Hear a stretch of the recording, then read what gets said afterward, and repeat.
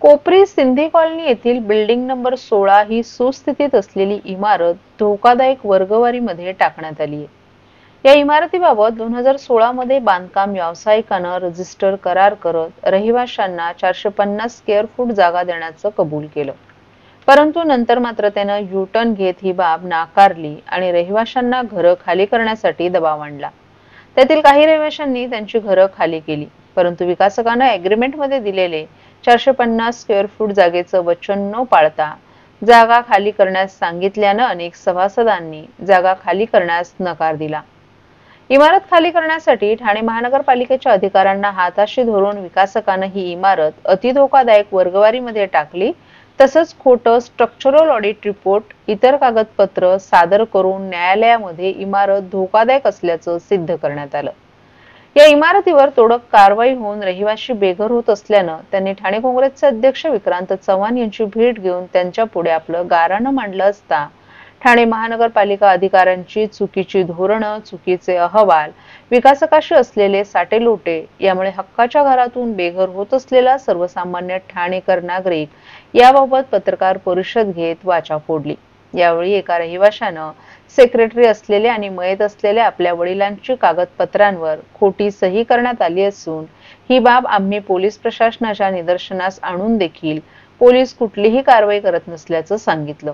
तसंच एका रहिवाशानं आम्ही या इमारतीवर 2018 साली 18 लाख रुपये खर्च केले तसा अहवाल महापालिकेकडे सादर केलाय, तरी आमची इमारत धोकादायक कशी असा प्रश्नही उपस्थित केलाय.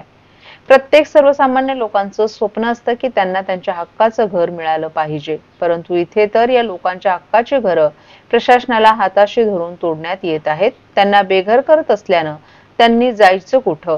तसंच विकासकांना रजिस्टर करार करूनही या नागरिकांची फसवणूक करण्यात आली आहे. त्यामुळे काँग्रेस या सर्वसामान्य नागरिकांच्या पाठीशी असून त्यांच्या न्यायासाठी सनदशीर मार्गानं लढाई लढणार असल्याचं या पत्रकार परिषदेत विक्रांत चव्हाण यांनी सांगितलं.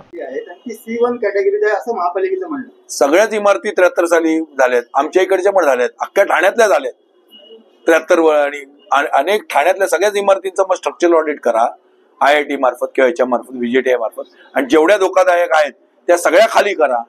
करणार आहात का? किशन नगरला 200 इमारती आहेत अनधिकृत, खाली केल्या का? अजून का नाही केल्या मग? आणि त्या अनधिकृत आहेत, ह्यांच्याच मागे का लागलात तुम्ही? चूज अँड पिक यांनी काय पाप केलंय मला सांगा. या लोकांनी कुठे जायचं? त्यांनी तुमच्याकडे आता करोडो रुपये पडलेत ना, सगळ्यांकडे द्या ना त्यांना, प्रत्येकाने 50-50 लाख त्यांना घरं घेऊन द्या.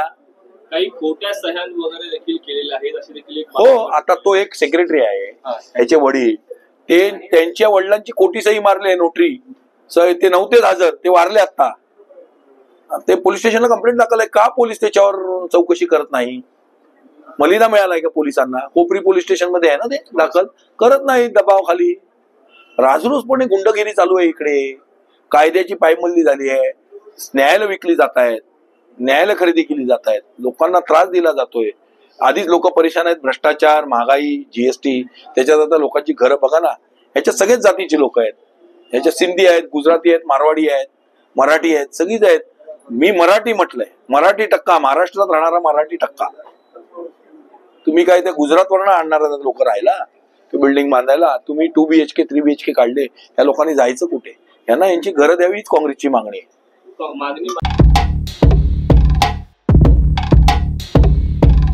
महाराष्ट्रातील भगिनींना आधार देणारी राज्य शासनाची मुख्यमंत्री माझी लाडकी बहीण योजना. या योजनेअंतर्गत अल्प उत्पन्न गटातील 21 ते 65 वयोगटाच्या भगिनींना मिळणार दरमहा 1500 रुपयांची मदत. अर्ज करण्यासाठी 31 ऑगस्ट 2024 पर्यंत मुदतवाढ. कुटुंबाचं वार्षिक उत्पन्न 2.5 लाख रुपयांपेक्षा कमी असलेल्या महिला पात्र. कुटुंबाकडे पिवळं किंवा केशरी रेशन कार्ड असल्यास उत्पन्नाचा दाखला आवश्यक नाही. पांढरं रेशन कार्ड असेल किंवा रेशन कार्ड नसेल तर कुटुंबाचं वार्षिक उत्पन्न 2.5 लाखांपेक्षा कमी असल्याचा दाखला आवश्यक. योजनेसाठीचा ऑनलाईन अर्ज नारी शक्ती दूत ॲप वरून किंवा पोर्टलवर भरता येईल. ज्या भगिनींना ऑनलाईन अर्ज भरता येत नसेल त्यांच्यासाठी अंगणवाडी, ग्रामपंचायत, वॉर्ड ऑफिस, सेतू सुविधा केंद्रामध्ये किंवा आशाताई बचत गटाच्या CRP यांची मदत उपलब्ध. आता आपल्याला अभिमानानं म्हणता येईल, सुखी आणि सुरक्षित आहे माझी लाडकी बहीण.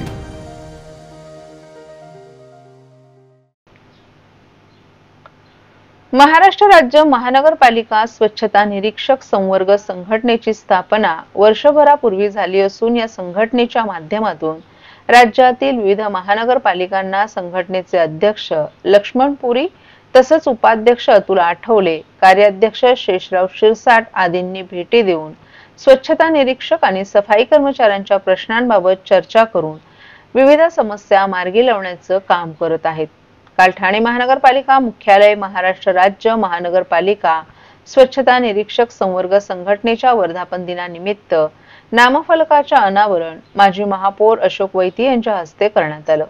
यावेळी संघटनेचे पदाधिकारी आणि स्वच्छता निरीक्षकही मोठ्या संख्येने उपस्थित होते।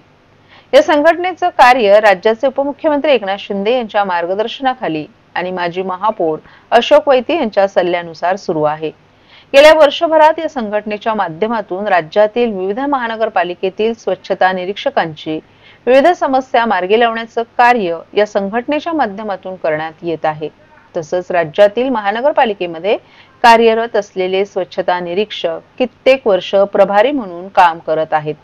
त्यांना कायमस्वरूपी सेवेत समाविष्ट करून घेण्यासाठी आणि समान वेतन समान पदनामावली राज्यातील महानगरपालिकांमध्ये असावी हा संघटनेचा मूळ उद्देश असल्याचं पुरी यांनी सांगितलं। तसंच महाराष्ट्र राज्य महानगरपालिका स्वच्छता निरीक्षक संवर्ग संघटनेचा वर्धापन दिन राज्यातील ठाणे महानगरपालिकेसह इचलकरंजी, मिरज, सांगली, लातूर आणि चंद्रपूर आदी भागातील महानगरपालिकांमध्येही साजरा करण्यात आला असून संघटना विविध मागण्या मान्य करण्यासाठी पाठपुरावा करत असल्याचंही पुरी यांनी सांगितलं।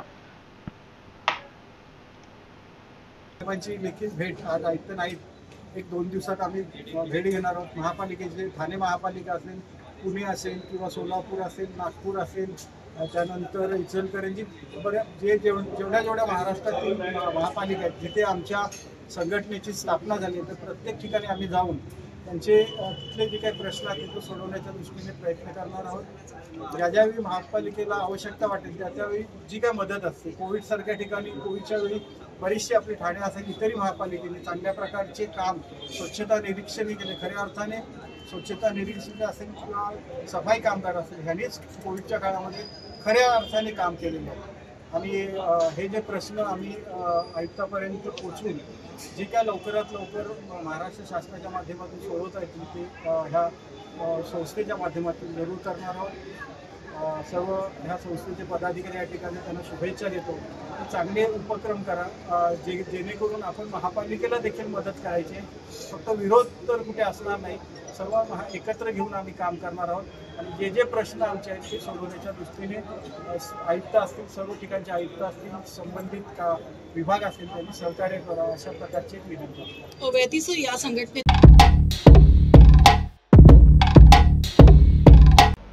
महाशिवरात्रीच्या निमित्तानं आज ठाणे शहरातील प्राचीन अशा ऐतिहासिक कोपिनेश्वर मंदिरात भक्तांनी दर्शनासाठी एकच गर्दी केल्याचं चित्र निर्माण झालं होतं। त्या अनुषंगानं पोलीस प्रशासनाकडून चोख बंदोबस्त, वाहतूक व्यवस्था आणि भाविकांना सुलभ दर्शन करता यावं यासाठी नियोजन करण्यात आलं होतं। ठाणे शहरातील बाजारपेठेत असलेलं ऐतिहासिक कोपिनेश्वर मंदिरात भक्तीचा महासागर उमटलेला आज पाहायला मिळाला। यावेळी भाविकांना कोणताही त्रास होऊ नये म्हणून पोलिसांकडून कडेकोट बंदोबस्त ठेवण्यात आला होता। मंदिर व्यवस्थापकांनीही भाविकांचा महाप्रसाद आणि दर्शनासाठी चोख व्यवस्था आखली होती। आज महाशिवरात्री निमित्त कोपिनेश्वर मंदिरात भाविक भक्तांसह माजी खासदार आणि शिवसेनेचे नेते राजन विचारे, माजी नगरसेविका नंदिनी विचारे, आमदार निरंजन डावखरे, निलिमा डावखरे, माजी नगरसेवक संजय तरे, पायलट विशाल तरे यांच्यासह ठाणे शहरातील मान्यवर पदाधिकारी आणि भाविक भक्तांनी मोठ्या संख्येने उपस्थित राहून दर्शन घेतलं।